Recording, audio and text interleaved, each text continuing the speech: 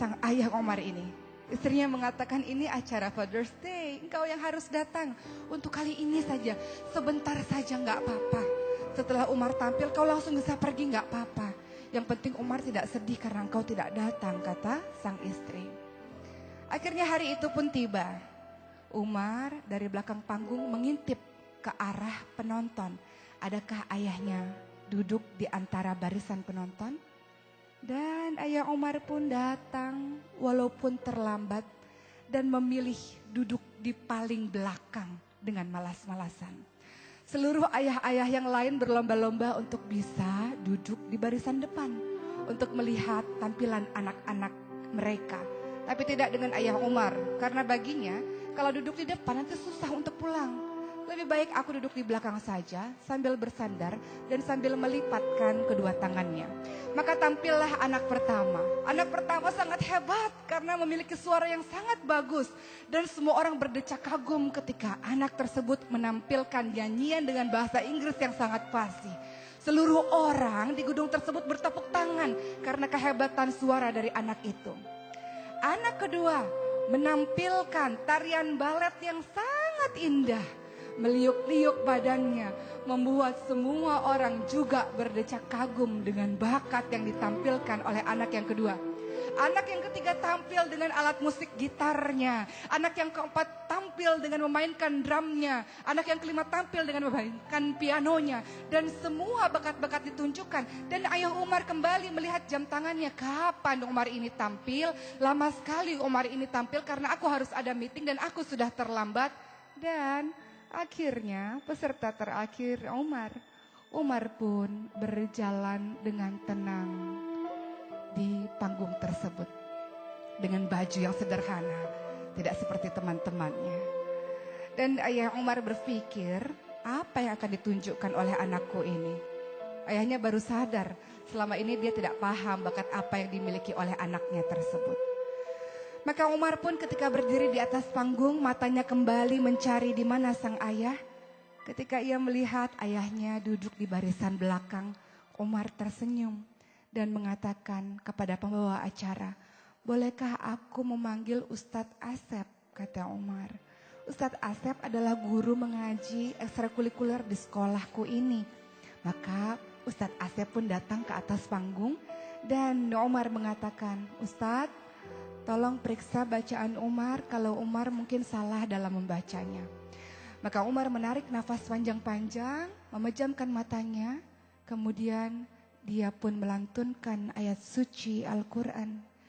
A'udzu billahi minasy syaithanir rajim. Bismillahirrahmanirrahim. Amma yatasaalun 'anin naba'il 'adzim. Alladzi hum fihi mukhtalifun. Kalla saya'lamun. Dan seterusnya. Umar membaca dengan sangat lembut, dengan sangat fasih, dengan sangat lancar. Surah An-Naba, surah yang pertama di juz 30. Dan ketika ia selesai membaca, ayahnya tertegun melihat Umar dan tak terasa menetes air matanya. Karena ayah Umar tidak pernah tahu kapan Umar menghafalkan Al-Quran. Maka Ustadz Asep pun berkata kepada Umar, Umar, kenapa engkau menghafalkan Al-Quran Umar? Apa jawaban Umar? Selama ini Ustadz, ayahku sangat sibuk dalam bekerja. Ayahku banyak sekali meetingnya. Ayahku banyak sekali bisnisnya. Dan ayahku melakukan itu semuanya untuk memberikan nafkah kepadaku dan kepada ibuku. Bekerja untuk kebahagiaan aku, untuk pendidikan aku, wahai Ustadz. Maka aku ingin membalas kebaikan dari ayah. Tapi aku gak punya apa-apa. Aku gak punya uang.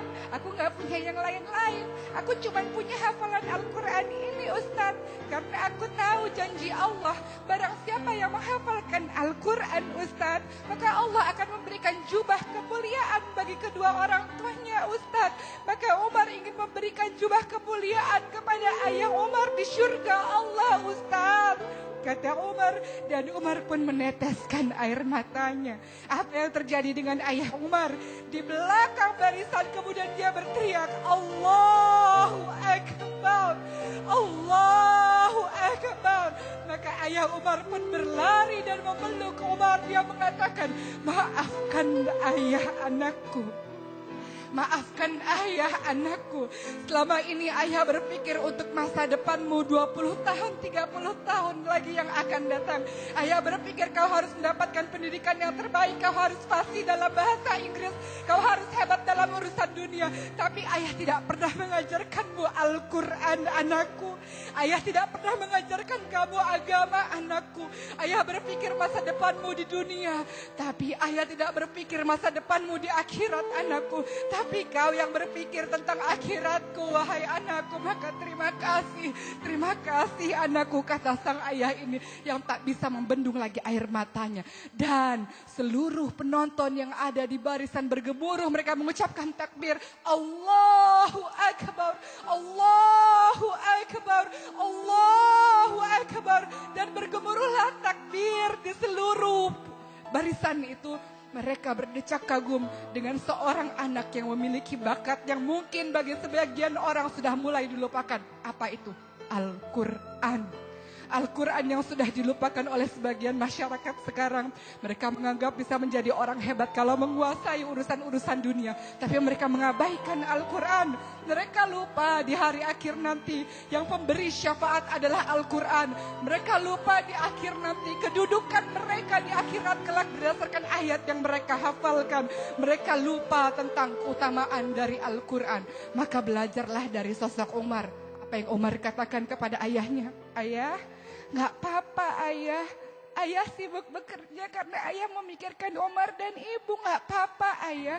Mungkin kita jarang kumpul di dunia ini. Tapi kalau Umar menghafalkan Al-Quran, Umar masuk surga, ayah ibu masuk surga. Kita bisa sama-sama terus, tidak akan terpisah lagi. Ayah gak akan sibuk kerja lagi. Karena di surga kita sama-sama ayah, kata Umar. Lihat, seorang anak menghafal Al-Quran.